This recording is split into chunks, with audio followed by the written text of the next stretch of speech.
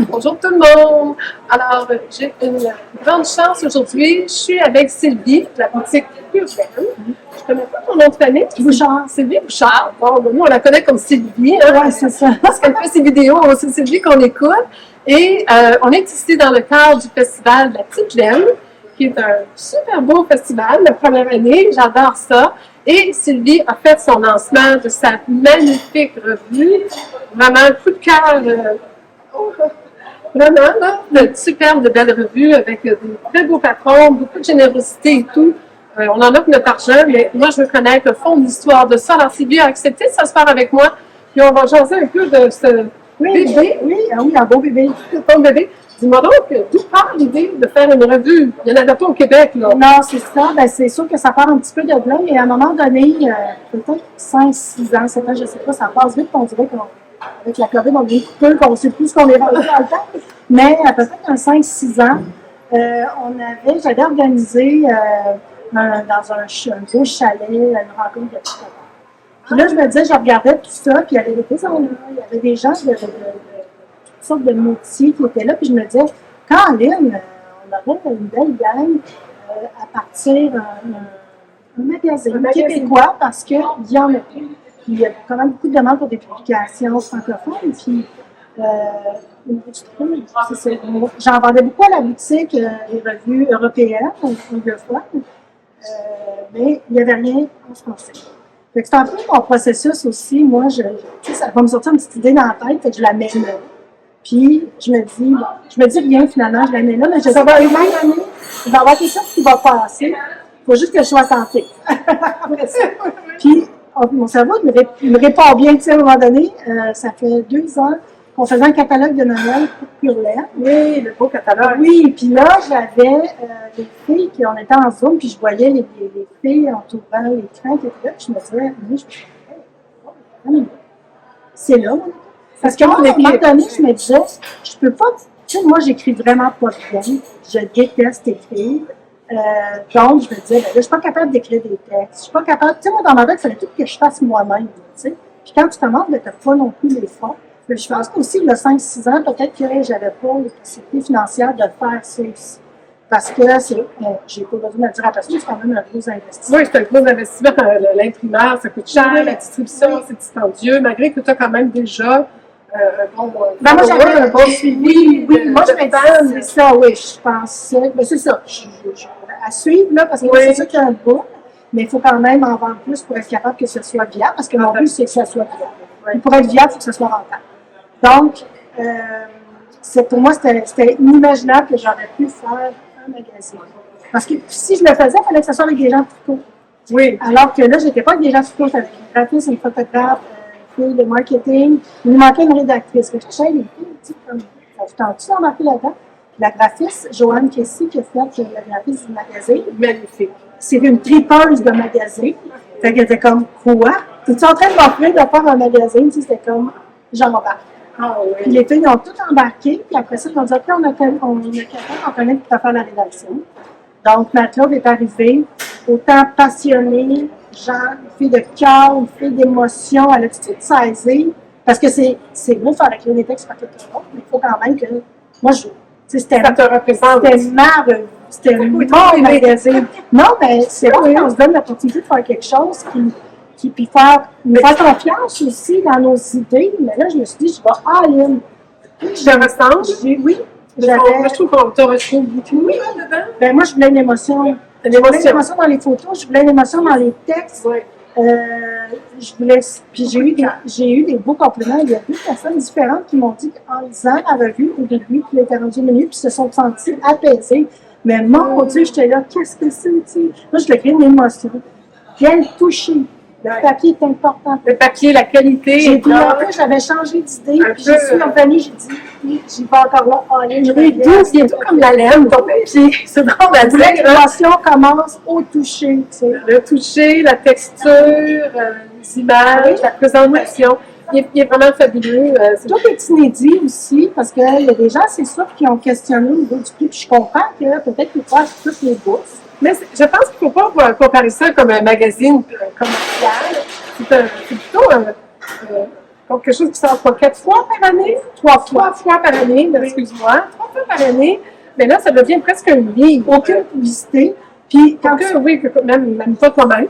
Parce que, regardez, non, j'ai pas eu d'auto-promotion il sent directe. un petit peu pour l'air, Indirectement. mais pas tant. Non. Et Pas agaçant. sans publicité, puis si jamais il fallait arriver à une publicité, parce que on dit jamais, on peut dire jamais, si c'était une question de vie du magazine, j'irais, mais de façon De qualité.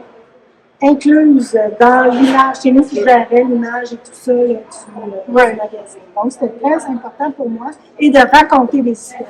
Ah oui, aussi, parce que là, on a la chance de connaître des gens du Québec et du Canada. Oui. Que tu dis, tu veux élargir ça au Ça reste du pourrait être Canada. aussi, moi, je veux avoir des gens, même chose de cœur, qui ont des belles histoires à raconter. Ça se pourrait que ça soit quelqu'un qui vient d'Angleterre ou peu importe. Je ne suis pas là parce qu'il y a beaucoup de choses à parler. Oui. Puis là, c'est vraiment tous des sujets autant du lac. Oui, l'élevage d'Alpaga, de notre belle Marie-Christine, Ouais.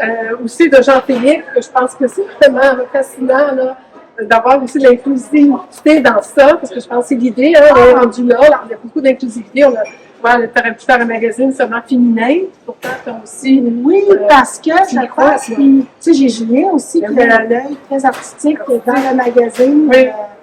Puis, tu sais, je pense que c'est important aussi, là. Oui, de voir aussi nos hommes porter des tricots, tu sais, comme Julien peut le faire avec... D'ailleurs, mon numéro 2, Julien va avoir un scoop! Un scoop! Je sais pas est-ce qu'on va avoir un scoop, mais comme le projet de Véro, ça va être aussi le projet Julien. Le projet Julien, on reconnaît sûrement un peu, on a une petite idée, puis on a hâte de voir. Oui, c'est ça. Mais démystifier la laine à bas, moi j'ai trouvé aussi très instructif. Tu n'as pas seulement voulu présenter des patrons ou des idées, mais tu as aussi un côté éducatif. Ben, il va toujours avoir un petit côté éducatif, parce que je pense que c'est le fun aussi d'apprendre des choses. Tu sais, moi encore aujourd'hui, tu sais, l'Instagram de ce monde, on regarde ça, puis j'y accroche toujours. Ah, j'avais jamais vu ça. Ah, c'est donc le fun, parce que c'est important. Tu sais, je veux dire, moi, j'invente rien. Non. Je m'inspire, Oui. et après ça, je transmets. C'est ça, c'est ça qu'il faut faire aussi. Exactement. Dans le fond, il y a l'information, tu donnes des fois des formations dans tes blogs. Oui. Tu sais, on a toujours à apprendre. J'ai déjà appris des choses grâce à toi, mais je pense que c'est justement l'idée de tout ça, c'est de s'entraider. Oui. J'ai vu ici qu'au festival, l'entraide était précieuse. J'ai fait la soirée tricot hier. Ah oui! J'ai appris plus dans une soirée tricot à jaser avec des tricoteuses que des formations que j'ai suivies dans ma vie. La générosité. Alors, ce magazine représente beaucoup la générosité du monde du tricot. L'abondance. L'abondance, oui. L'abondance, ça fait partie de ma vie. J'ai été élevée, moi, dans l'abondance et aucune abondance d'argent. On a plus remarqué de rien, mais pas riche, puis c'est correct, puis j'ai aucun problème avec ça, mais l'abondance, ça n'a rien à voir avec l'argent, l'abondance. Ah, rien, tu sais. Don de soi, la générosité. Prendre aussi la générosité des gens et de l'offrir. Et de le recevoir. Oui.